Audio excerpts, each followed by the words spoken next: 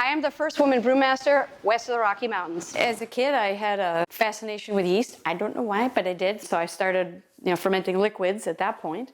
And when I graduated from college, I moved to California because that's where my job was. And I was a COBOL programmer, which is a particularly ancient business computer language. So I'm in my corner coding in my cubicle and not liking it, and at home I'm homebrewing and I'm loving it. I guess what attracted me to beer is that it's very creative, and I had a lot of fun with it as a hobbyist, and I wasn't having a lot of fun programming computers, so I started making beer, and that was in 1985. Now's my chance to try to go to brewing school and see if I could pull this off. I want to go pro. I want to be a brewer.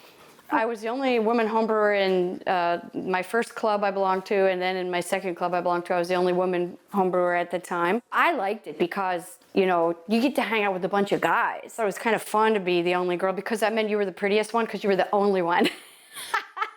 And that was fun. When I show up on a job site, these construction guys, they go, "Well, are you lost, little lady?" And I'm like, I put on my big boy voice and I go, "I'm your brewmaster and I'm going to be working with you guys for the next 3 months." A woman can do anything a man can do. They're just going to do it a little bit different. A woman doesn't necessarily have the same kind of upper body strength or the arm strength or whatever, but we're also small enough to fit behind the tanks with their little arms and get up there and fix the glycol. I also felt this responsibility that I was really representing my gender. So I was thinking, wow, how can I go in there and I can, be one of the bros, but I could still be a woman and represent my entire gender to these men that I'd be working with who had never, ever met a woman brewer in their entire lives.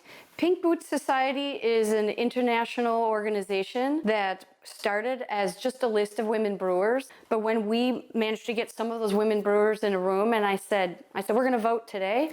And I said, "Do you guys want to be an organization or just a list online?" And they said, "We want to be an organization." I said, "Okay, who are we?" We want to inspire women to become beer drinkers. We want to encourage them to consider a career in beer, and we want to help them advance their careers and empower them to advance their careers in beer. It's a place for women to learn from each other. We're very education focused. Every Pink Boots member is a fantastic role model to any woman beer consumer or who's not yet a beer consumer who might want to think about it. To have a woman brewer, she's got to like beer first. You got to have a woman beer consumer first. Every man in the United States who wants to drink beer is probably already doing it. Every woman in the United States who wants to drink beer may not know it yet.